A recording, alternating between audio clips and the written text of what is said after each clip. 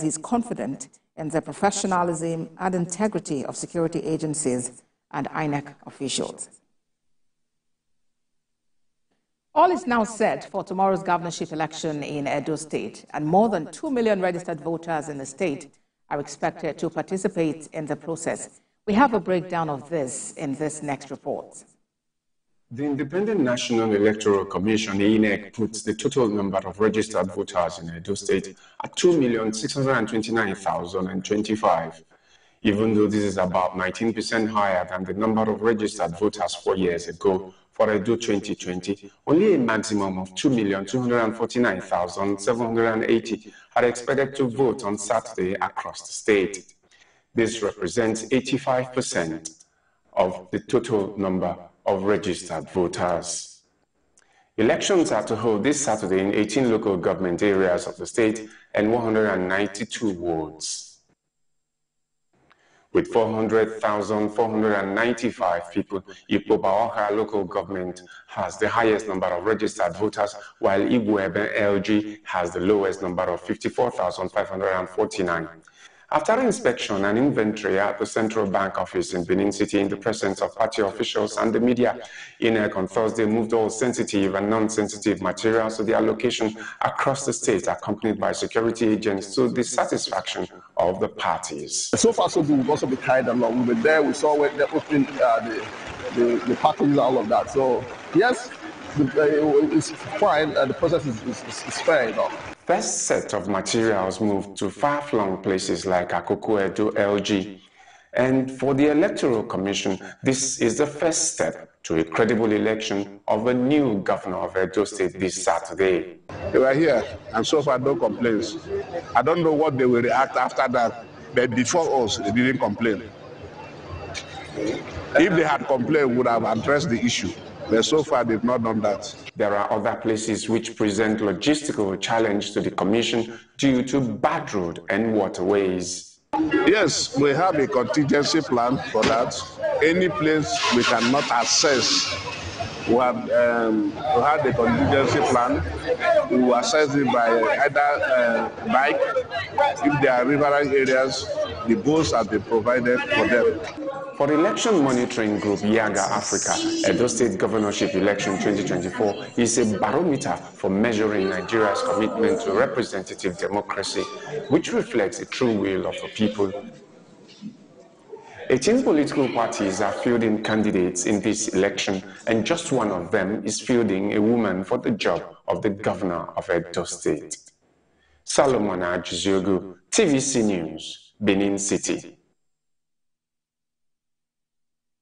Correspondent Solomon Ajuziogu is standing by now for more updates from Edo State. Solomon, registered voters of about 2,629,000 plus, and with PVCs collected standing at over 2.2 million. Tell us more about preparations for this crucial poll. Well, yesterday the candidates had to return home to their constituencies to do the final push, even though campaigns closed yesterday. But most of the candidates had made sure that by the time that campaigns were closing, they were already back home in their constituencies to prepare the ground. So all they are doing now is where horse tradings might be taking place, or where logistics for the parties are also being put in place finally and well for all of them. So it's tomorrow, and I must say that it's been peaceful here so far, despite all we had earlier before we came into Edo State. We've gone to all our stations peacefully. Theophilus Elamah is there in Edo Central, along with Ikenna Amechi, where they will be monitoring two party candidates from there, while Sarah Ayeku is in the north. They got there peacefully. We are here in Benin City, in Edo South, and we are monitoring everything, and we'll be covering it on Saturday. But importantly, you'll understand the gender dynamics here. You have more men who are registered to vote and who have collected their PVCs. For this, you have about 1.37 men who are going to be who are expected to vote, and then you have 1.25 women who are also going to be voting. Now, the number of voters that you have for this election represents about some markup from Edo 2020, which is an improvement, which is probably about interest in the elections itself.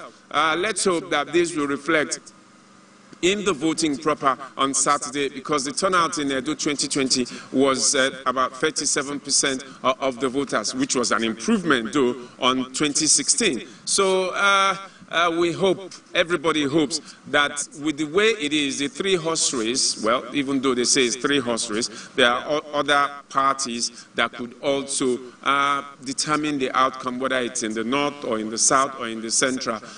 Two big candidates are coming from the central, a big candidate is coming from the south. The dynamics of zoning and the rest of them will probably affect the outcome of this election. But one other factor that might be affecting the election is the number of youths that are going to vote in this election. So we have 980-something thousand youths who have collected their PVCs and who are rearing to go. We hope that they will come out and really vote, time permitting them. All right, Solomon, we thank you very much for that update. We'll be back with you for more later. Thank you. Well, let's also bring in Joseph Kunde, who is on ground there in Edo State for some more development. Joseph, bring us up to speed with what is happening regarding security surveillance by the Navy, by the Air Force, and other security agencies.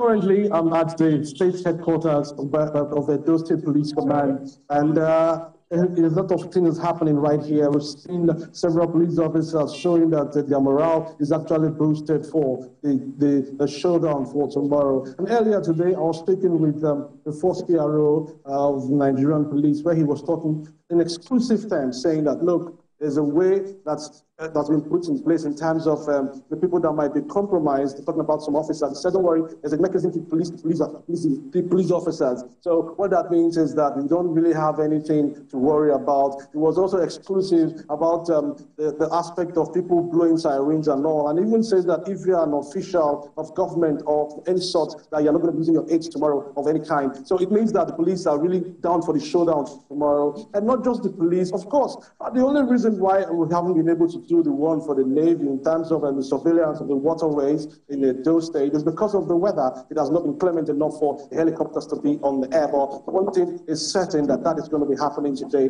And of course, I'm going to bring you up to speed about what's going to be happening in terms of the helicopters that are happening around the creeks of Edo State. But all in all, I can tell you that there has been no arrest that has been made so far in terms of things that shouldn't have happened in some areas that you would have been thinking that were a little bit on the high side yesterday. Yes, they have admitted that there are some flashpoints in those states. About 8 local governments, more or less going to about 15 now, so speak now. So it means that we have more police officers that have been stationed to those flashpoint areas. Yes, 35,000 of them have been stationed down to be here, something that the first PRO has said that is likely to increase based on the fact that there are other police officers are going to be handling other issues alongside when it kicks off tomorrow. All right, Joseph Kunde, thank you for that update. Thanks a lot. Well, Theophilus Elamah is also standing by. He is in Iran and has some updates. Theo, talk to us more about this news just coming in from your end, that the distribution of both sensitive and non-sensitive materials is to commence soon in Iran. Yes, we are at the INEC office in Irua local government area, and of course when we got here, we made it a point of duty to speak with the electoral officer here, and he told us categorically that all sensitive materials have arrived since last night, and that distribution of sensitive and non-sensitive materials will commence today. Already ad hoc staff are making their way to INEC office. They are just outside the gate here of INEC office in Irua. But of course, that's authoritative. We know and we have been told that the distribution of sensitive material will commence soon. Sensitive and non-sensitive material will commence soon to the different wards. There's about 10 wards in Irua. And from the wards, by tomorrow, it will go to the different polling units. And of course, in the 10 wards, in the whole of the 10 wards, Irua has about 99 ad hoc staff who will man the different polling units. So, from what we have been told and what we have heard, everything is working out well. Security arrangements are going on as planned, going through the whole of it. Like you can see security men here. These are just a few of them. Others are in different strategic parts of Irua to ensure that the peace is kept and ensure that the elections goes on fine. And we also see a collaboration between the different security outfits in Nigeria. And so everything is going on fine here. The distribution of materials, sensitive and non-sensitive, as we are told by the electoral officer here, will commence very, very soon. All right, then, Theophilus, the next thing is for Edo people to come out en masse on Saturday and cast their ballot. Thank you so much for this update, Theophilus Elamah, for us in Irua, Edo State. You are watching TVC Media News. We'll take a break now. When we come back, we have more stories. Stay with us.